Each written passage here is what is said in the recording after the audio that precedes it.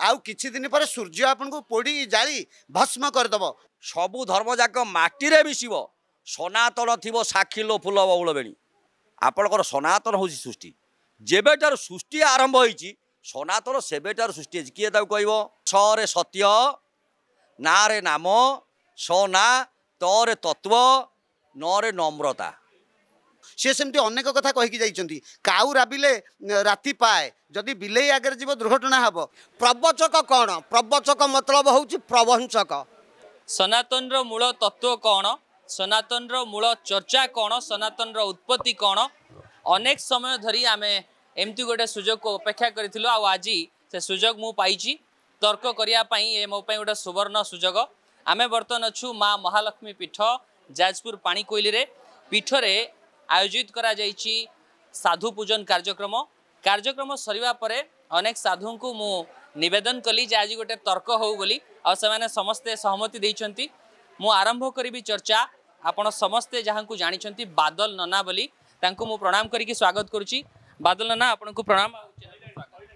जय महाप्रभु सत्यनारायण स्वामी जहाँ सद इच्छा अच्छी ताही पूर्ण है जे मूल सनातन कौन सरे सत्य नारे नाम सना तरे तत्व नरे नम्रता जहाँ पाखरे सत्य नाम तत्व नम्रता ये चारोटी जिनिष उपस्थित थाए ताकू सनातन बोली कह जाए। मूल सनातन कौन केवल धर्म धर्म को जी जे जगी पाइला ताकू सनातन बोली कह जाए। आपण धर्म को आप जगी पाइले आपण सनातन धर्म भितर जीव किंतु मुख्य हूँ आप सत्य भितर रुहतु नाम लय रखु नम्रता हुंतु तत्वभित्तिक हुंतु तेरे आप सनातन हे सनातन लक्ष्य सत्य सत्य कही भागवत मध्य आपणकर कहते बाबा सत्य कहबू नित्य तुंडे केबे ही नथिबू पाषांडे ये हूँ आपणकर सनातन सत्य को आश्रित करंतु भागवत को आश्रित करंतु सनातन आपण हेबे। केमती आमे सनातन को बुझिबा सनातन को विशालकाय प्राचुर्य विशालकाय कथा प्रथम आपण बुझापी निजे आग सत्यव्रत हुंतु आपण भागवत कहले सत्य कहबू नित्य तुंडे केबे ही नथिबू पाषांडे सत्य कहवाटा आग निजे शिखतु तापर जानवे सनातन कौन सनातन वास्तव रे किए सत्य जिते सत्य तबे कहवा ठीक चली सत्य पथरे चली तेज आप सनातन भर चले सनातन वास्तव हूँ एकमात्र सत्य जे सनातन सत्य सनातन सुंदर सनातनी शिव एमती अनेक अलग तत्व सबू किंतु प्रकृत सनातन तत्व हूँ केवल सत्य या व्यतीत अन्य किछि ना आप सत्य सनातन कहे सत्य को आपण नहीं सुंदर कहे किंतु मूल हूँ सत्य मूल सनातन उत्पत्ति केबे हितला सेमिति आपणकर कहीहब ना कहीं वेद जो सृष्टि आरंभ ठारू सनातन धर्म आपणकर सनातन हूँ सृष्टि जेबेटार सृष्टि आरंभ होईची सनातन सेबेटार सृष्टि किए ताକୁ कहब आपण कहि परिबे सेमिति कहीं कहीपर जी कहे आंब गछ को टेका बाला भाया कहे निर्दिष्ट प्रमाण ना निर्दिष्ट प्रमाण नाही किंतु अनेक लोक अनेक प्रकार मंतव्य दौरान सी संपूर्ण भूल आपणकर वेद भितर जातु कि उपनिषद भितर को जातु कि कुरान भितर को जातु कि पुराण भितर को जातु वेद समस्त जानी चारि प्रकार अनेक लोक मत दियंती जे वेद 5 प्रकार किए शिशु वेद बोली कहती पंचम वेद बोली कही मुझे आपको कही वेद बर्तमान 8 प्रकार आप कौन मना करेंगे केमती कौन प्रमाण दरकार आपणकर गोटे धनुर्वेद अच्छी गोटे आयुर्वेद अच्छी गोटाए पुणी आपणकर वनस्पति वेद आयुर्वेद तो अथर्व वेद ना ऋक्साम अथर्व जज्रु अथर्व वेद आपणकर आयुर्वेद नुह आयुर्वेद आपणकर वेद हूँ 8टी मुझे कहूँ मु कहूनी आपणकर पुराण कही कौन प्रमाण अच्छी आपणकर वेद देखु गोटे ऋग्वेद यजुर्वेद सामवेद अथर्ववेद शिशुवेद आयुर्वेद धनुर्वेद गांधर्व वेद ये हूँ 8 वेद पंचम वेद क्या पंचम वेद को तो आप शिशुवेद को कह जाऊँगी नाट्यशास्त्र को किसी लोग कहते पंचम सी भी कहूँ गांधर्व विद्याटा आप नुह कि ସେଇଟା अष्टम वेद गांधर्व विद्या नाट्यशास्त्र रही गांधर्व विद्या 4टी वेद को कहीं मान्यता मिली शुणु वेद 1 वेद 3 वेद 4 वेद 5 वेद 8 प्रथम एक ब्रह्म थिला द्वितीय प्रकृति होइला प्रकृति ठार पुत्र जात ताहाको बोली ज्ञान तत्व बाबा भूल कि बाबा जहाँ कहले ठीक किंतु वर्तमान कौन ना आमर सनातन सनातन कहले धर्म बा सत्य सनातन धर्मर ध्वजा तले समस्ते आमे जन्मग्रहण करिचे कीट पतंग पशु पक्षी सबू किंतु संप्रदाय कहले हिंदू जैन बौद्ध ख्रिस्टियान ये सब हूँ संप्रदाय समस्ते कौन सनातन भितर सनातन भितर देखंतु किंतु संप्रदाय सृष्टि होइछि शुणु गोटे जगह प्रवचन मंचरे मु थाए बाबा प्रवचन मंचरे थबा भितरे मोर केते जण भाई अन्य धर्म वाला किंतु धर्म कथा कहबी नहीं कहीं कहबी ना अछूतंकर गोटे फूल बउल बेणी गोटे चौतीसा जे मोर बाबा माने सब जानी मो भाई माने जानी से लिखिं धर्म से व्यापीब बेसी लो फूल बउल बेणी सबू धर्म जाक माटी मिशिब सनातन थी साक्षी लो फूल बउल बेणी लिखाई तांकर गोटे अच्छे फूल बउल बेणी कहार कहार महापुरुष अच्युतंकर फूल बउल बेणी चौतीसा महापुरुष अच्युतानंद कथा जो आप कहते मालिका कथा मुझे निश्चय पचारि जे कहुए कि मालिकार लिखाई एवं ध्वंस हो 2012 ध्वंस होता है 2024 ध्वंस हवा कथा है 2027 हवा कथा है तो किसी मुनि सन्थ मत दियंती जे खंड प्रलय हम किछि करके होउची वास्तव में मालिका कौन मत कहतु मालिका हूँ ताकू टिके आपण ओलटाई दिंतु सी हूँ कालीमा कालीमा अर्थ कलंक मालिका कौटी आपन को भयभीत करने लिखा जाए ना जार सन्देह मोचन करने बेसी गुड़िए बाट नुह दले जाए ध्यान कूद पाखरे आम घर से मो पाक जीवे मालिका तालपत्र पोथी सहित एवं बही किसी देखिए तादे कौन सी जगार मसीहा दि जाए ना दिखाई कौन से जिते गुड़िया जगह अंक कथा कहते मुझे अंक को बहुत जगार साधु सन्यासी मालिका गवेषक मानू मु बहु जगार आलोचना करी पचारि गोटे हूँ देव अंक गोटे साधु अंक गोटे राजा अंक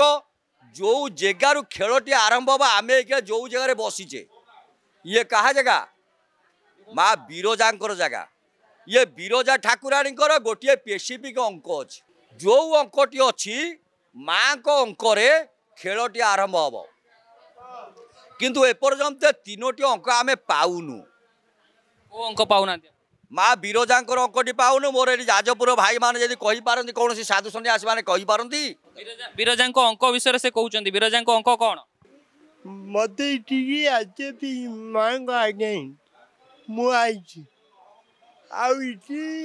बिरजा क्षेत्र बिरजा लक्ष्मी रूप एका गोटे रूप इटी चेच हवा बड़ी कली जुग चेच हवा टाइम केवे कली जुग शेष आगु आगु बहुत जल्दी ये पीठे जिते साधु छंद आई डकाई गोटे इम्पोर्टेंट रहस्य माँ कही बहुत साधु छंद अच्छे ये देखुच ये देखुच ये जी देखुच आगे आहरी बढ़ी ये पीठ जो कथाटी मु कहली मालिका कौन बोले से कहले मालिका नो से कालीमा कालीमा रु मालिका केमती है तेणु आपण जो प्रश्न कहते जे बादल नना कहले कालीमा ताकू केते जन प्रवचक प्रचारक भी प्रमाणित करिसेंती कालमाला कटकट बदलना कंपमाना कराली खड़ग हस्ता खरतर गमना खंड चंद्रार्धमौली गर्जयंती गिरिवर तनया गर्भ गंभीर घोषा घन देवनवरा घातुमा घर रूपा मालिका जोटा लिखाई कालीमा आमर देवी शक्ति की बुझौची बा पुरातन जिनिस को कालीमा बुझौची कालीमा कहले अंधार भीम भयंकर महापुरुष लिखिं जे मोर ठार गार मुही ही बुझी न बुझी पारे आन आपण अनेक साधु कहते आम मालिका देखीचु बुझीचु नाई नाई प्रवचक कौन प्रवचक मतलब हूँ प्रवंचक प्रवचन परवचन तेणु तार तत्व तो किसी ना तेणु ता ठार गार तो सी बुझे तेणु बर्तमान आमे कहूचे कौन किए कौच मु अनंत किए कौच मु अच्युत किए कौच मु बलराम किए कौच मु ଜଗନ୍ନାଥ। କିଏ କହୁଛି ମୋର କ୍ଷୀର ଦାସ ଆସିଛି, କିଏ କହୁଛି ମୁଁ ବ୍ରହ୍ମା ଆସିଛି। ତେଣୁ ଏଇପରି ଚାଲିଛି। ମହାପୁରୁଷ ଅଚ୍ୟୁତଙ୍କ ପୁତ୍ର ବୋଲି ମଧ୍ୟ ଜଣେ ମନ୍ତବ୍ୟ ଦେଇଥିଲେ। କହୁଛନ୍ତି, କହିବା ପାଇଁ କିଛି ତ କୁଣ୍ଠା ନାହିଁ। ତେଣୁ ଅଚ୍ୟୁତ କିଏ? ଶୁଣନ୍ତୁ, ମାଳିକାଟି ଯଦି ଆପଣ ଓଲଟାଇ ଦିଅନ୍ତି, ସିଏ ହେଉଛି କାଳିମା। କାଳିମା ଅର୍ଥ କଳଙ୍କ। ଯେତେବେଳେ ମନୁଷ୍ୟ ଶରୀରରେ କଳଙ୍କ ସୃଷ୍ଟି ହୋଇଯିବ, ସେତେବେଳେ ଆପଣ ଜାଣିବେ ଯେ କି ମାଳିକାର ତତ୍ତ୍ୱଟି ଆପଣ ବୁଝିପାରିବେ। ଯାହାକୁ ପଚାରିବେ ସମସ୍ତଙ୍କର ଭିତରେ ରହିଛି ଆତ୍ମପ୍ରଶଂସା, ସୁଜନଶ୍ଚ ନିନ୍ଦା, କୁଟିଳତା, ନିଚ ଜନେଷୁ ସଙ୍ଗ, ଅତ୍ୟନ୍ତ ରୋଷା, କଟୁତାଞ୍ଚ ବାଣୀ, ନରକ ଗତି ନରକା ଗତିଶ୍ଚ। ଯେତେ ସାଧୁ ସନ୍ନ୍ୟାସୀ ବ୍ରାହ୍ମଣ ବୈଷ୍ଣବମାନେ ଆସି ପହଞ୍ଚିଛନ୍ତି, ଆପଣ ସେମାନଙ୍କ ସାଙ୍ଗରେ ଆଲୋଚନା କରିବେ, ନିଜର ଆତ୍ମାକୁ ସେମାନେ ପ୍ରଶଂସା କରିବେ ଏବଂ ଅନ୍ୟ ଲୋକକୁ ନିନ୍ଦା କରିବେ। ମହାପୁରୁଷ ଅଚ୍ୟୁତ ଆ ଉପରେ ଦିନେ ମୋ ପାଖକୁ ଯିବେ, ସେଠି ବସିବା, ଆଲୋଚନା ତମେ ଯେତେ ଗୁଡ଼ିଏ ଚାହିଁବ ତମକୁ ଦିଆଯିବ। ଅଫ୍ କ୍ୟାମେରା ନା ଅନ୍ କ୍ୟାମେରା? ଯେମିତିଆ କ୍ୟାମେରା ଆପଣ ନେଇପାରନ୍ତି। ମାନେ କ୍ୟାମେରାରେ କହିବେ କି କ୍ୟାମେରା ପଛରେ କହିବେ? କ୍ୟାମେରା ଆଗରେ କହିବା, କ୍ୟାମେରା ପଛରେ କହିବା। ସେ ପଛ ଲୋକ ବାଦଲ ନା ନୁହେଁ। ଯାହା କହି ବାଦଲ ନା ମୁହେଁ ମୁହେଁ ପଚାରନ୍ତୁ, ସମସ୍ତଙ୍କୁ ଯେତେ ସାଧୁ ସନ୍ନ୍ୟାସୀ କହିବେ। ବାବା ବାଦଲ ନା ଯାହା କହୁଛନ୍ତି ସତ? ଜୟ ଜଗନ୍ନାଥ। ବାଦଲ ନନା ସେ ମୋର ଜଣେ ଅନ୍ତରଙ୍ଗ ବନ୍ଧୁ ବା ଭାଇ। ବାଦଲ ନନା ତାଙ୍କର ବଂଶର ମର୍ଯ୍ୟାଦା ମହତ୍ତ୍ୱ ଅଛି। ମହାପୁରୁଷଙ୍କର ଭବିଷ୍ୟତ ଲିଖନୀରେ ତାଙ୍କ ପରିବାର ନାଁଟା ଲେଖା ଅଛି। ଧ୍ୟାନକୁଦ ତଳ କୂଳମଣି ଘର, ତା ଘରେ ଥିବ ମୋର କଳିର ଶେଷ ବୃତ୍ତାନ୍ତ। କଳିର ଶେଷ ପୋଥିଟା ମୋର ଥିବ, ଯଶୋମତ ମହାପୁରୁଷ ଲେଖିଛି। ସେଇ ପୋଥିଟା ତାଙ୍କର ଅଛି। ସନାତନ ବୋଇଲେ ଚାରିଟା ବେଦକୁ ପଚାରିଛନ୍ତି, ଚାରି ବେଦ କାହିଁକି ହେଲା? ସତ୍ୟ ସନାତନ କାହିଁକି ହେଲା? ବ୍ରହ୍ମାଙ୍କର ମାନସ ପୁତ୍ର ହେଲେ 4 ଜଣ, ସନନ୍ଦ, ସନତ, ସନାତନ, ସନତ କୁମାର। ଶରେ 4 ଭାଇଙ୍କ ନାମ ଶେଷ କଲେ। ଏଇ ଯେଉଁ ଶରେ 4 ଭାଇଙ୍କର ନାମ ଶେଷ କଲେ, ଆଦିରୁ ସେମାନେ ସୃଷ୍ଟି ହେଇଥିଲେ ବ୍ରହ୍ମାଙ୍କର ମାନସ ପୁତ୍ର। ତାଙ୍କରି ନାମରେ ସନାତନ ଧର୍ମ ସୃଷ୍ଟି କଲେ। ବ୍ରହ୍ମା ତ ବିଷ୍ଣୁଙ୍କ ନାଭିରୁ ଜନ୍ମ, ବ୍ରହ୍ମା କେମିତି ସୃଷ୍ଟି କଲେ? ବ୍ରହ୍ମା ସୃଷ୍ଟି ହେଲା ପରେ ବିଷ୍ଣୁ ବ୍ରହ୍ମାକୁ ଛାଡ଼ିଦେଲେ ସୃଷ୍ଟି କରିବା ପାଇଁ। ବିଷ୍ଣୁ ରହିଲେ ନିରୋଳାରେ, ସିଏ ଏତେ ଭାଗ ନେଲେ ନାହିଁ। ବିଷ୍ଣୁ କୋଉଠୁ ଜନ୍ମ ହେଲେ? ବିଷ୍ଣୁ ସିଏ ସ୍ୱତଃ ତାଙ୍କର ଯେଉଁଟାକ ମଞ୍ଜିଆଗନ ଗଛ ଆଗ ସାର ମୀମାଂସା ନେଇ ସିଏ ସ୍ୱତଃ, ଯାହାର କି ଇଚ୍ଛା ରୂପ ନାହିଁ କି ବନ ନାହିଁ କି ଚିହ୍ନ ନାହିଁ। ଶିବ ପୁରାଣ କୁହେ ଯୋଉ ଆଦିଶକ୍ତିଙ୍କର ଅଂଶରୁ ଜନ୍ମ। ଇଏ ଶିବ ପୁରାଣରେ ବିଷ୍ଣୁଙ୍କ ବାବଦରେ କି ଆଦ୍ୟନ୍ତ ପାଇବେ ନାହିଁ। 4 ବେଦ ଚତୁର୍ମୁଖୀ ବ୍ରହ୍ମା ବନି ପାରିଲେ ନାହିଁ, 4ଟା ବେଦ ବର୍ଣ୍ଣନା କରୁନାହିଁ। ସୃଷ୍ଟି ସ୍ଥିତି ପ୍ରଳୟ ଯାହା କିଛି ହବ, ଜଣେ ତାର ଅଧିନାୟକ। କୋଟି କୋଟି ବ୍ରହ୍ମା ବିଷ୍ଣୁ ଶିବ ଯେଉଁଠି ଜନ୍ମ ନିଅନ୍ତି, ସେ ହେଉଛନ୍ତି ପରମ ବ୍ରହ୍ମ ପରମାତ୍ମା, ଯାହାକୁ ନିରାକାର ଆଦି ବ୍ରହ୍ମ, ଆଦି ବିଷ୍ଣୁ, ଆଦି ମହେଶ୍ୱର ଯାହାକୁ କୁହାଯାଏ। ଯାହାକୁ ଯୋଗୀମାନେ ଧ୍ୟାନ କରନ୍ତି, ଯାହାକୁ ସାଧୁମାନେ ଧ୍ୟାନ କରନ୍ତି, ସେଇ ହେଉଛନ୍ତି ପରମ ବ୍ରହ୍ମ। ତାଙ୍କ ମୁଖରୁ ସୃଷ୍ଟି ହେଲା। ତାଙ୍କର କିଛି ରୂପ ଅଛି? ତାଙ୍କର ଇଚ୍ଛା ହେଲେ ରୂପ ମାନେ ରୂପ କିଛି ନାହିଁ। ସେ ପ୍ରଥମ ତାଙ୍କର ସୃଷ୍ଟି ହେଲା କ'ଣ? ମୁଖ ସ୍କଳିତଂ ମୋ ଅକ୍ଷରଂ। ପ୍ରଥମ ଚିନ୍ତା କଲେ ଯୋଗମାୟା ସୃଷ୍ଟି ହେଲା, ଆମର ସୃଷ୍ଟି ରହସ୍ୟ। ତାପରେ ନାଭିରୁ ବ୍ରହ୍ମାକୁ ସୃଷ୍ଟି କଲେ। ବ୍ରହ୍ମାକୁ କହିଲେ ତୁ ଯା ସୃଷ୍ଟି ସର୍ଜନା କରିବୁ। ଆସିଲେ ବ୍ରହ୍ମା କରିବା ପାଇଁ। ବ୍ରହ୍ମାଙ୍କର ହେଉଛନ୍ତି 14 ଜଣ ମାନସ ପୁତ୍ର। ତା ଭିତରେ ସନତ ସନତ ସନା ଇଏ ହେଲେ 4। ସେଇ 4 କି ନେଇକି ବ୍ରହ୍ମା କ'ଣ କଲେ? 4ଟା ବେଦ ସୃଷ୍ଟି କଲେ। ଆପଣ କହିଲେ 4ଟା ବେଦ କାହିଁ ସୃଷ୍ଟି ହେଲା? ଆମର ଯୁଗ ହେଲା 4, ଦିଗ ହେଲା 4, ଭଗବାନଙ୍କର ବ୍ରହ୍ମାଙ୍କର ହେଲା ଚତୁର୍ମୁଖ, ଭଗବାନ ବିଷ୍ଣୁଙ୍କର 4ଟା ଆୟୁଧ ଶଙ୍ଖ ଚକ୍ର ଗଦା ପଦ୍ମ, ଚତୁର୍ଦ୍ଧା ମୂର୍ତ୍ତି, 4 ଦିଗ 4 ଭାଗ 4 ବେଦ 4 କି ନେଇକିରି ଚତୁର୍ଦ୍ଧା ଭାଗେ ଭାଗବତ। ଭାଗବତ ହେଇଛି 4 ବାରି ଭକ୍ତ କରାହେଇଛି। ଚତୁର୍ଦ୍ଧା ଭାଗେ ଭାଗବତ ବୁଝିପାରିଲେ ହେବ ସନ୍ତ। ଇଏ ଆଜ୍ଞା ମହାଗହନ କଥା। ଇଏ ହେଉଛି ବ୍ରହ୍ମବିଦ୍ୟା ମହାବିଦ୍ୟା ବିଦ୍ୟା ପରମ ଦୁର୍ଲଭଂ ଗୋପନ୍ୟଂ ଗୋପନ୍ୟଂ ଗୋପନ୍ୟଂ ପ୍ରଯତ୍ନତ। ଏ ରାମ ଏ ବ୍ରହ୍ମବିଦ୍ୟା ଗୁପ୍ତର ଅଛି। ଆଲୋଚନା କେମିତି କରିବ ନା ଜଣେ ପଚାରିବ, ଜଣେ କହିବ, ସେଠି ବିଦ୍ୱାନ ମଣ୍ଡଳୀ ମାନେ ଥିବେ। ଏଠି ଯୁକ୍ତି ତର୍କ ହେବ ନାହିଁ, ଭାବରେ ଗଲେ ବ୍ରହ୍ମବିଦ୍ୟା କଥା ଆପଣ ପ୍ରଶ୍ନ କଲେ ମାଳିକାର ଯଥାର୍ଥ ଉତ୍ତର ଭାଇନା ମୋର ଦେଇଛନ୍ତି। ସେ ମାଳିକା ବିଷୟ କଥା ମୁଁ କହୁଛି ଟିକେ ପଦେ ଗୋଟେ ଆମର ସେ ମହାପୁରୁଷ ଅଚ୍ୟୁତାନନ୍ଦ ଲେଖା। ଏ ରାଜନ 40 ଅଙ୍କରେ ଜାଣ, ଭୈରବୀ ଡାକିବ ନିଶା ଅର୍ଦ୍ଧେନ। ଆଉ ସେ ଡାକ ଶୁଭିବ ଏ ଯାଜପୁରକୁ, ବିରଜା ମାଜିବେ ବ୍ରହ୍ମା ସ୍ଥାନକୁ। ଦେବୀ ବିରଜାଙ୍କ ଧ୍ୟାନ ଭାଙ୍ଗିବ, ଏକା ଡାକରେ ଏ ପୃଥିବୀ କମ୍ପିବ। ସେ ସମୟ ଆଗକୁ ଆସୁଛି, ପ୍ରଭୁଙ୍କର ମାୟା। ଯେ କ'ଣ କହିବେ ବାଦଲ ନନାଙ୍କ ସହିତ ଆପଣ ଏକମତ, ବାବାଙ୍କ ସହିତ ଆପଣ ଏକମତ? ଏକମତ ହେବାକୁ ବାଧ୍ୟ, କାରଣ ଯାହା ସତ୍ୟ ତାକୁ ଆପଣ ଖଣ୍ଡନ କରିପାରିବେ ନାହିଁ।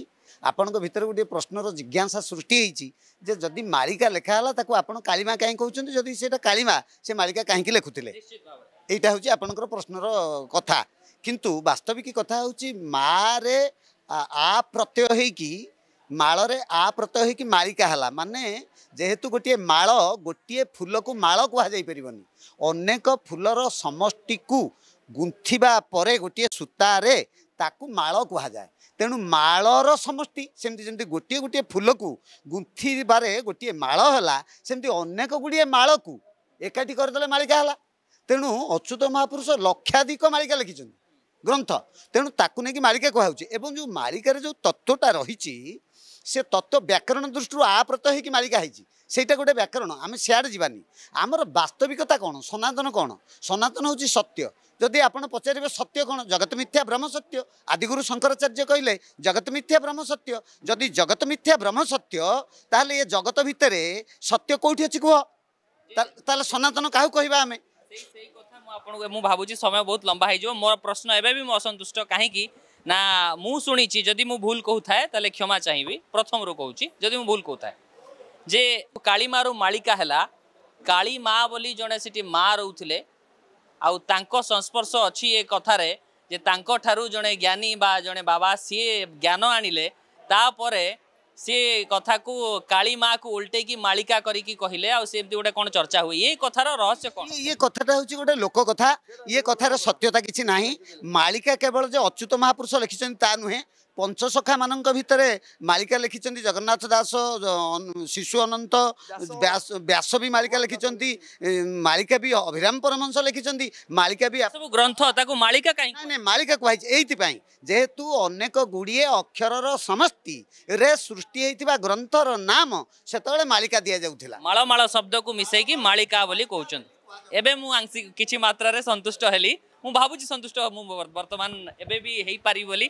ମାଳ ଶବ୍ଦକୁ ନେଇକି ସଂଯୋଗ କରିବା ପରେ ମାଳିକା ହୋଇଛି କିନ୍ତୁ ମାଳିକାର ପ୍ରକୃତ ହେଉଛି ତତ୍ତ୍ୱ ହେଉଛି ଆଗତ ଭବିଷ୍ୟତ ମାଳିକାର ଯଦି ଆଧାର ଆପଣ କ'ଣ ପଚାରିବେ ନା ମାଳିକାର ଆଧାର ହେଉଛି ଭବିଷ୍ୟବାଣୀ ଭବିଷ୍ୟତରେ କ'ଣ କ'ଣ ଘଟିବ ଭବିଷ୍ୟତ ଦ୍ରଷ୍ଟା ଆପଣ ଧ୍ୟାନମଗ୍ନ ହେବା ଦ୍ୱାରା ସ୍ୱପ୍ନମଣ୍ଡଳକୁ ଅତିକ୍ରମ କରି ଯେତେବେଳେ କସ୍ମିକକୁ ଆପଣ ଛୁଇଁବେ ଗାଲାକ୍ସିକୁ ଯିବେ ସେତେବେଳେ ଆପଣଙ୍କ ଭିତରେ ଯେଉଁ ଜିନିଷ ସୃଷ୍ଟି ହେବ ଯେତେବେଳେ ଆପଣଙ୍କର ବ୍ରେନ୍ ଏନଲାର୍ଜ କରିବ ଏବଂ ଭବିଷ୍ୟତକୁ ଆପଣ ଦେଖିପାରୁଥିବେ ତାକୁ ଯେତେବେଳେ ଗୋଟିଏ ସ୍ଥାନରେ ଉପସ୍ଥାପନ କରିକିରି ଆଗାମୀ ପିଢ଼ି ପାଇଁ ଆପଣ ସାଇତି ଦେବେ ଯେ ବାବା ତୁ ଏଇଆ କଲେ ଏଇଆ ହେବ ଯେମିତି ଆପଣଙ୍କର ଖନା ବଚନ ମିହିର ଜଣେ ସେତେବେଳର ମହାପଣ୍ଡିତ ନବରତ୍ନମାନଙ୍କ ଭିତରେ ଗୋଟିଏ ରତ୍ନ ବିକ୍ରମାଦିତ୍ୟଙ୍କ ପଣ୍ଡିତ ସଭାର ସେ ଗୋଟିଏ ରାଜା ବିକ୍ରମାଦିତ୍ୟ ରାଜାଙ୍କର ସେ ଗୋଟିଏ ପଣ୍ଡିତ ସେ ସେମିତି ଅନେକ କଥା କହିକି ଯାଇଛନ୍ତି କାଉ ରାବିଲେ ରାତି ପାଏ ଯଦି ବିଲେଇ ଆଗରେ ଯିବ ଦୁର୍ଘଟଣା ହେବ ବିଲେଇ ଆଗରେ ଗଲେ ସତର ଦୁର୍ଘଟଣା ହୁଏ ଓହୋ ସେମାନେ କହିଛନ୍ତି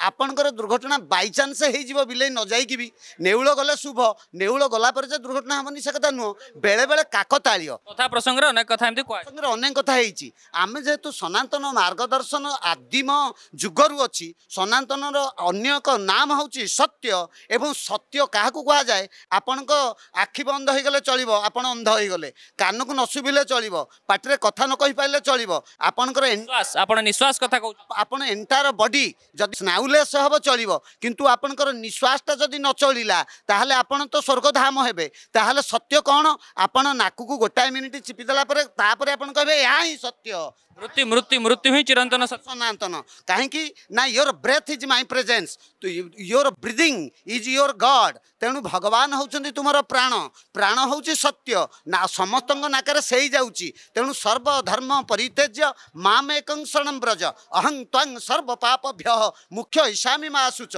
तेणु सेठी भगवान कहउछन्ति सबु धर्मर गोटिए तत्व सबुको छाड़ी दियो ताहा होउछि प्राण मुसलमान पाखे जीए जाउछि ख्रिस्टियान पाखे से जाउछि सनातन पाखे से जाउछि बौद्ध पाखे से जाउछि तेणु सत्य होउछि प्राणवायु ऑक्सीजन ऑक्सीजन गछरु जन्म नउछि समस्ते गछ लगांतु एथरे नमाती गछरे मातंतु नहले आपण आउ किछि दिन पर सूर्य आपनको पोड़ी जाली भस्म कर दबो प्रकृति परिवर्तन हे जिवो लाभा तरळिबो सबु ध्वंस हम तेणु सत्य कौन ना प्राणवायु ऑक्सीजन ऑक्सीजन पर वृक्ष लगांतु आपण माने समस्ते शांति रे ये धर्म रे मातंतु सत्य परमानंद हरि जहा भाविले भभूतरी जगन्नाथ दास कहले जे सत्य परमानंद हरि जहा भाविले भभूतरी जो मालिका कालीमा कथा कहते बादल बुझे से हूँ भविष्य देवतांक अंक बर्तमान आम जो विरजा ठाकुराणी पाखे अच्छू पाखापाखि ଆମେ ବର୍ତ୍ତମାନ ମା ଲକ୍ଷ୍ମୀଙ୍କ ପୀଠରେ ଅଛୁ। पीठे अच्छा विरजा मंडल ये 16 मंडल 13 जानते भेद यार विषय शुणिले छानिया ये 16 मंडल भितर आम विरजा मंडल अच्छू आउ जड़े मोर भाई जड़े कहते 40 अंक ये 40 अंक तो जाए बर्तमान 67 ना 68 अंक है आउ तेज 28 वर्ष है मतलब सरीजी विरजा ठाकुराणी अंक एपर्यंत प्रकट हाँक ना साधु समाज जन मो भाई बड़ भाई जड़े बड़ साधु महेंद्रगिरी रोच एपर्यंत साधु समाज अंक प्रकट हाँक ना देव अंक एपर्यंत प्रकट हाँक ना केवल राजा अंक राजा दिव्यसिंह देव राजा अंकरे जी जहाँ हिसाब पत्र कर ठीक आसुना ये किए केतबले कहूँ जुग सरीगला जुग आरंभ होलानी अरे बाबू 4,32,000 4,32,000 वर्ष कलिजुग ता भर 10,000 वर्ष कलिजुग भोग कर बर्तमान 5,125 वर्ष है मात्र कलिजुग भोग करवा आउ रहा तुम 4,875 वर्ष कलिजुग ये शीघ्र तुम कलिजुग सारदा बसुच कलिजुग सरीना ଏ ସବୁ ମିଥ୍ୟା ପ୍ରଚାର କରାଯାଉଛି। केवल मिथ्या प्रचार एमान पाखे ग्रंथर किसी प्रमाण नहीं ମୁଁ ଚାହୁଁଥିଲି ସେଇଆ ଯେ ଯୋଉ ମିଥ୍ୟା ପ୍ରଚାର କରାଯାଉଛି ଧ୍ୱଂସ ହେଇଯିବ ତାହା ନ କରିକି ସଠିକ ତତ୍ତ୍ୱ ସମାଜକୁ ଯାଉ ଏହା ଥିଲା ଆମର ଉଦ୍ଦେଶ୍ୟ ଏଥିପାଇଁ ମୁଁ ତର୍କ କରୁଥିଲି। ଏବେ ଆପଣଙ୍କୁ ଗୋଟିଏ ଆଉ ଛୋଟ ପ୍ରଶ୍ନ ସହିତ ଏ ଚର୍ଚ୍ଚାକୁ ଶେଷ କରିବି। ଆପଣଙ୍କୁ ନନା ବୋଲି କୁହାଯାଉଛି ଆପଣ ବ୍ରାହ୍ମଣ ବୋଲି କହୁଛନ୍ତି ବ୍ରାହ୍ମଣ କ'ଣ? शुणु जायते शूद्र संस्कार द्विज उच्यते वेदभ्यास भवेते विप्रं ब्रह्म जानिश्च ब्राह्मण किंतु आपणकर आकु व्यास संहिता 54 पृष्ठा टिके देखिए मुझे बहिर भी नंबर कहूँ कहले जन्मया ब्राह्मणा पोकता विद्यायां विप्र उच्यते संस्कारो द्विजता नाम स्त्री श्रोत्रिय पुनः व्यास संहिता 54 पृष्ठार कहले गोटे जन्मरु ब्राह्मण से पोकता कि जन्म हुए आपणकर पुलिया खंडे रखु ତେବେ ସଂସ୍କାର କାହିଁ କରାଯାଏ? संस्कार ବ୍ରତଘର କାହିଁ? हाँ तापर 16 संस्कार समस्त अच्छी गोटे पिला जी जन्म हम ताकि 16 संस्कार समस्त अच्छी खाली ब्राह्मण नुह आप आणवे वशिष्ठ हवन पद्धति देखिए तृतीय पृष्ठा कि चतुर्थ पृष्ठ हिंदी बहीटी से लिखिं ब्राह्मण क्षेत्रीय वैश्य हवन करते चाहिए शूद्र हवन नहीं करते ଜାତି ଆପଣ ପୁଣି ଜାତି ଆଡକୁ ପଳେଇ ଆସିଲେ। ମୁଁ ଆଉ ଗୋଟେ ପ୍ରଶ୍ନ ପଚାରିବି ଜାତି କିଏ ତିଆରି କରିଥିଲା? चेष्टा गुणाकर्म विवाहवश गुणकर्म जाति आमे कर କିଏ କରିଛନ୍ତି? ଦକ୍ଷ ପ୍ରଜାପତି ଜାତି ପ୍ରଥାକୁ ତିଆରି କରିଥିଲେ। ଜାତି ପ୍ରଥା ତ ସ୍ୱତଃ ପ୍ରବୃତ୍ତ ହେଇନଥିଲା। मु तो विशुद्ध मूर्खटा मोटू मूर्ख ନାଇଁ ନାଇଁ ମୋ ପ୍ରଶ୍ନ ଥିଲା ଆପଣ ନନା ବୋଲି କହୁଛନ୍ତି ବ୍ରାହ୍ମଣ କିଏ? ବ୍ରାହ୍ମଣ କାହିଁକି କହେ ମାନେ ଯୋଉ ବ୍ରାହ୍ମଣର ଅର୍ଥ बर्तमान आलोचना करे मत समय नहीं मु आलोचना करी कि मो पाखु जीव ନିଶ୍ଚୟ ଯିବି ଏଇଟା ମୁଁ ଅନ୍ ରେକର୍ଡ କହୁଛି ଯିବି। जेतेटा तुम दरकार आलोचना एवं ग्रंथ प्रमाण सह खाली किए कौन कहीदे आम गोटे दर्पण धरवा दर्पणटा को धरिका दर्पण रे मुह देखा ये दर्पणटा थोईदे मुह देखा ଦର୍ପଣ ସାମ୍ନାକୁ ଯିବାକୁ ପଡ଼ିବ। जावाक पड़ो से तुम किसी ग्रंथ सामने ଜାତି ପ୍ରଥାର ଆବଶ୍ୟକତା କେତେ ଅଛି? आपण को ग्रंथर प्रमाण देवी जो माने ये चैनल को दर्शन करुँच उपभोग कर समस्त पाखे मुझे जोड़हस्त कर गोटे नवेदन कर कहूँ समस्ते बाप माँ कर सेवा कर कई अनाथ आश्रम को छाड़ ना वृंदावती टे पानी दब ग्राम देवती दर्शन कर विशेष करी गोटे गोटे गछ लगे जन्मदिन कई केक काटे ना गोटे गोटे गछ लगेले ये विश्वर किसी मंगल हम। बहुत बहुत धन्यवाद। बर्तमान ये चर्चा को ये शेष करुँची दर्शक बंधु आपण मान मत निश्चय देवे चर्चा केमती लगे मत कमेंट सेक्शन माध्यम निश्चय जनइबे।